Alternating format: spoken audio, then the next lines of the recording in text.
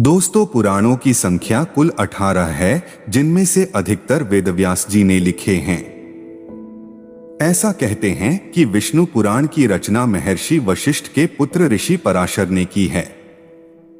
विष्णु पुराण में राजवंशों के उल्लेख के साथ ही कलयुग की भविष्यवाणी भी मिलती है। आओ जानते हैं 10 भविष्यवाणियां जो कि आज सत्य हो रही है। पहली है, कलयुग में लोग जो भी धन जोड़ेंगे वो सभी घर बनाने में ही खर्च हो जाएगी। अत्यधिक मेहनत करने के बाद भी कई लोगों के पास उनका खुद का घर नहीं होगा। द्रव्य राशि घर बनाने में ही समाप्त हो जाएगी। इससे दान पुण्य के काम नहीं होंगे और बुद्धि धन के संग्रह में ही लगी रहेगी। सारा धन उपभोग में ही समाप्त हो जाएगा। दूसरी है, कलयुग में लोग घमंडी हो जाएंगे। थोड़ा सा धन प्राप्त करते ही उसमें घमंड आ जाएगा, जो कि उसके विनाश का कारण बनेगा। मनुष्य के सारे रिश्ते नाते केवल संपत्ति से ही होंगे। केवल धनवान लोगों की ही जयकार होगी और उन्हें ही ज्ञानी माना जाएगा।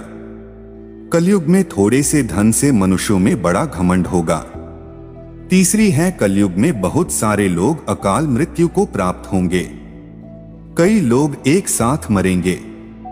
कलयुग में दुर्घटनाओं की संख्या बढ़ेगी और साथ साथ ही इंसान नई नई बीमारियों से मरेंगे।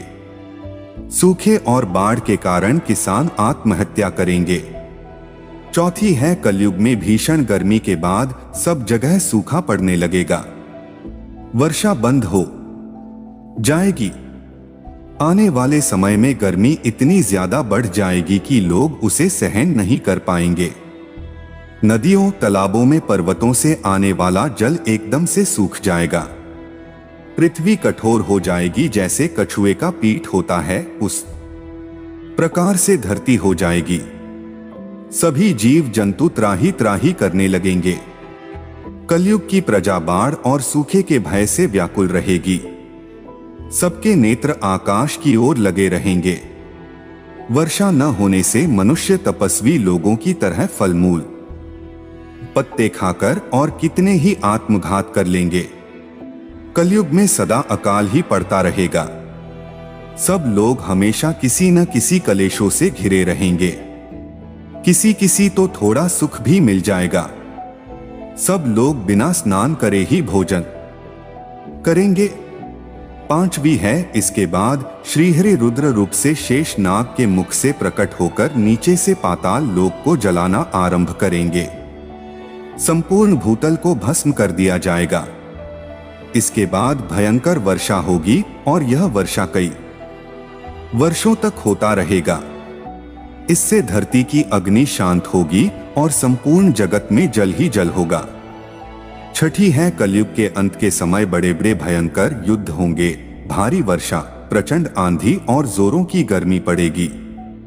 लोग खेती काट लेंगे, कपड़े चुरा लेंगे, पानी पीने का सामान और पेटियां भी चुरा ले जाएंगे। चोर अपने ही जैसे चोरों की संपत्ति चुराने लगेंगे। हत्यारों की भी हत्या होने लगेगी।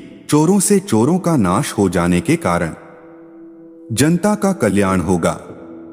युगांत काल में मनुष्यों की आयु अधिक से अधिक 30 वर्ष की होगी।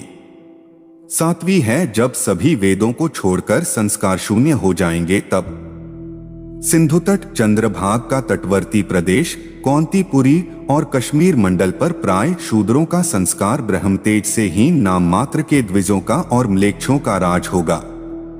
सबके सब राजा, राजनेता आचार विचार में म्लेच्छप्राय होंगे। वे सब एक ही समय में भिन्न भिन्न प्रांतों में राज करेंगे। ये सबके सब परले सिरे के झूठे, अधार्मिक और स्वल्प दान करने वाले होंगे। छोटी बातों को लेकर ही ये क्रोध के मारे आगबबूला हो जाएंगे। ये दुष्ट लोग स्त्री, बच्चों, गौओं और ब्राह्मणों को मारने में भी नहीं हिचकेंगे। दूसरे की स्त्री और धन हथिया लेने में ये सदा उत्सुक रहेंगे। न तो इन्हें बढ़ते देर लगेगी और न घटते। इनकी शक्ति और आयु थोड़ी होगी। राजा के वेश में ये म्लेच्छ ही होंगे। 8वीं है, महर्षि व्यास जी के अनुसार कलयुग में मनुष्यों में वर्ण और आश्रम संबंधी प्रवृत्ति नहीं होगी। वेदों का पालन कोई नहीं करेगा। कलयुग में विवाह को धर्म नहीं माना जाएगा। शिष्य गुरु के अधीन नहीं रहेंगे। पुत्र भी अपने धर्म का पालन नहीं करेंगे। कोई किसी कुल में पैदा ही क्यों न हुआ, जो बलवान होगा वही कलयुग में सबका स्वामी होगा। सभी वर्णों के लोग कन्या बेचकर निर्वाह करेंगे। कलयुग में जो भी किसी का वचन होगा वही शास्त्र माना जाएगा। 9वीं है, कलयुग में मानव का मन नीचे गिरेगा, उसका जीवन पतित होगा। यह पतित जीवन धन की शिलाओं से नहीं रुकेगा, नहीं सत्ता के वृक्षों से रुकेगा, किंतु हरि नाम के एक छोटे से पौधे से, हरि कीर्तन के एक छोटे से पौधे से मनुष्य जीवन का पतन होना रुक जाएगा। 10वीं है, ज्यों ज्यों घोर कलयुग आता जाएगा त्यों त्यों सौराष्ट्र, अवंती, अधीर, शूर, अर्बुद और मालव देश के ब्राह्मणगण संस्कार शून्य हो जाएंगे तथा राजा लोग भी शूद्रतुल्य हो जाएंगे। अपनी तुच्छ बुद्धि को ही शाश्वत समझकर कुछ मूर्ख ईश्वर की तथा धर्म ग्रंथों की प्रामाणिकता मांगने का दुस्साहस करेंगे। इसका अर्थ है कि उनके पाप जोर मार रहे हैं। दोस्तों, वीडियो पसंद आई हो तो चैनल को सब्सक्राइब जरूर कर ले।